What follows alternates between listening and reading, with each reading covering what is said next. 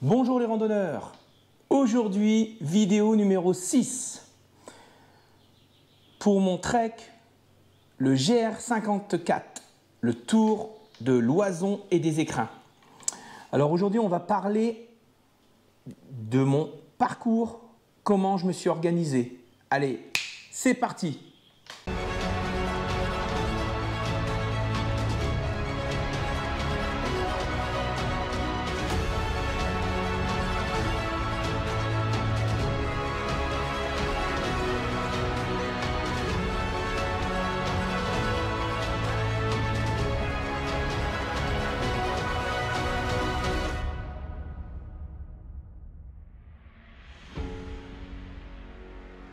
Pour réaliser mon trek du GR54, Tour de l'Oison et des Écrins, j'ai acheté deux choses.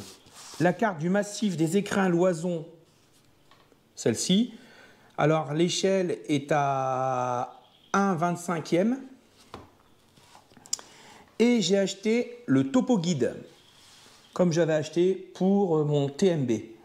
Donc dans le topo guide, on vous donne plein d'infos, donc une petite carte à l'intérieur.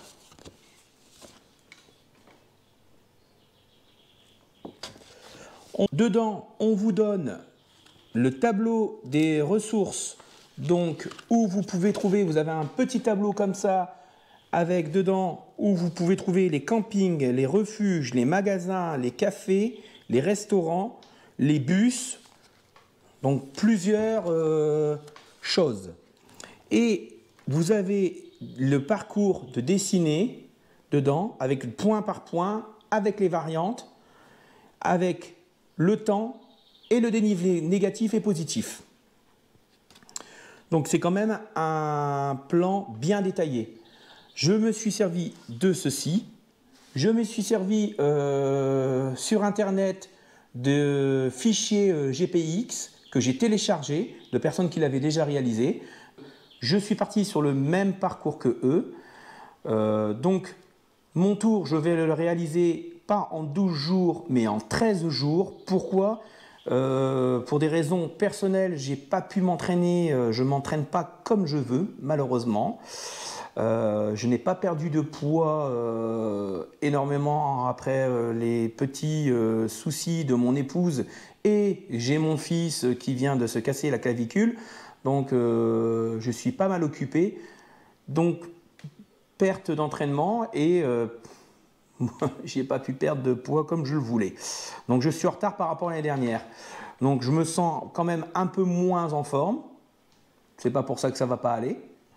Donc, je préfère par sécurité. Il faut pas se surestimer ou se sous-estimer aussi, hein. Mais je préfère y aller à la place de le faire en 12 jours, de le faire en 13 jours et d'avoir du 1000 mètres de dénivelé en moyenne par jour. Si, comme l'année dernière, si je me sens bien et que je suis bien, eh ben j'irai plus loin et puis voilà, c'est tout. Donc, à partir de ces deux documents-là, à partir de, des recherches sur Internet, j'ai déterminé, donc j'ai fait une photocopie de la carte. Dessus, je vais partir de Bourg-Joisans et j'ai marqué avec une croix toutes mes nuits que je vais faire. Donc, je vais partir en bivouac. S'il y a des fois, je peux dormir en refuge pour me refaire un petit bon nettoyage, manger quelque chose de bon, je le ferai, comme j'avais fait sur mon TMB. Donc, voici la carte. Je pars d'ici, je fais le parcours traditionnel. Je ne fais pas de variante. Dedans, vous pouvez voir les points sur lesquels où je vais dormir.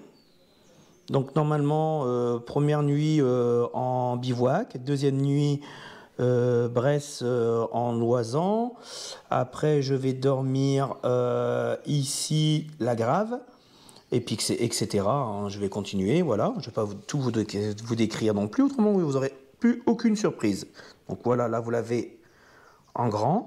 Et derrière ce document-là, vous avez donc les jours 1, mon point de départ, mon point d'arrivée, où je vais dormir, en camping ou en bivouac, Donc je partirai en camping et je dormirai en bivouac.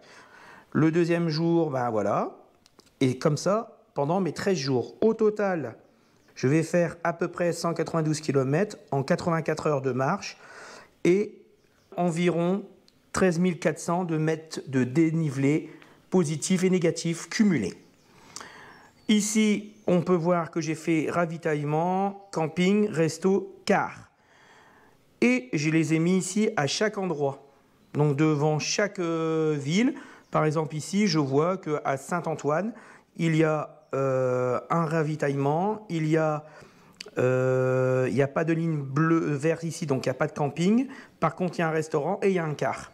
Pourquoi j'ai mis les cars? En cas que si je ne suis pas en bonne santé, je sais qu'en partant à telle ville, en continuant, je peux prendre le car à tel endroit. Si par exemple ici, bah là je vois que j'ai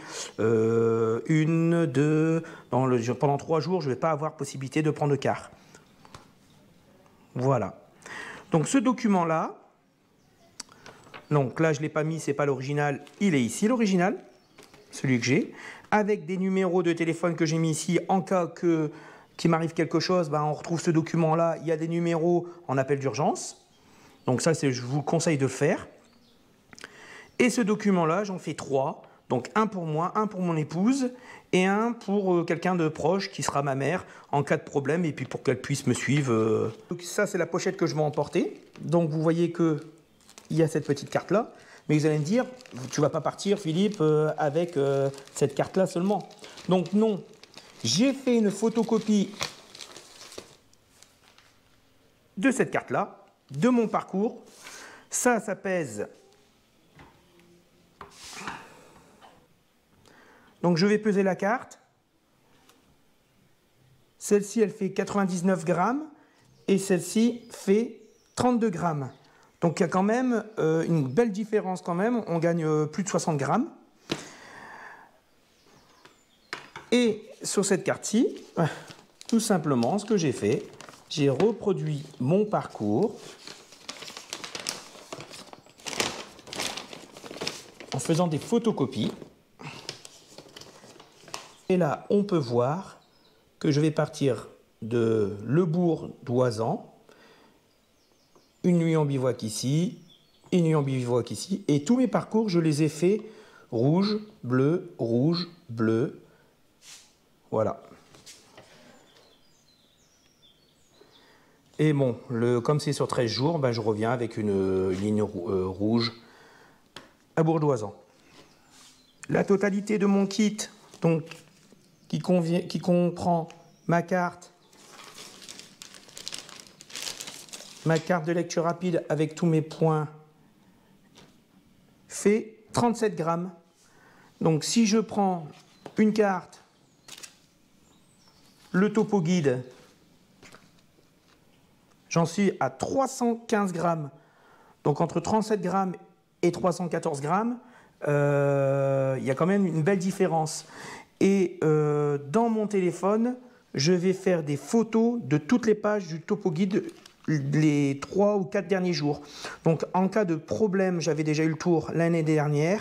Il y avait des personnes sur le TMB qui avaient pris le topo guide, donc ils trouvaient ça lourd, encombrant, tout ça. Et moi, je leur ai dit, bah, regardez, moi je prends mon téléphone, je regarde les photos. Ah, ils m'ont dit ça, c'est super.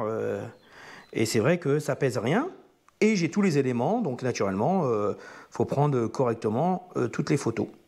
Et vous pouvez faire zoomer, regarder. Et si j'ai le moindre problème que j'ai pas là-dessus, si je les ai pas sur ces documents-là, bah, je pourrais les retrouver dans le topo guide.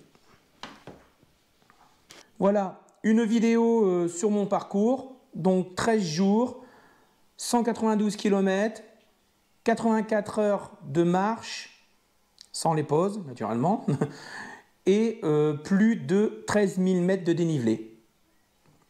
J'espère que vous avez apprécié cette vidéo.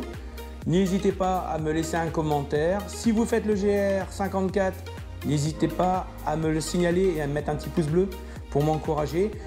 Et peut-être qu'on se rencontrera sur les sentiers. Merci les randonneurs et à la prochaine vidéo pour la dernière, la 7e, présentation de la totalité de mon sac avec ma liste dans les commentaires. Merci et à la prochaine vidéo les randonneurs.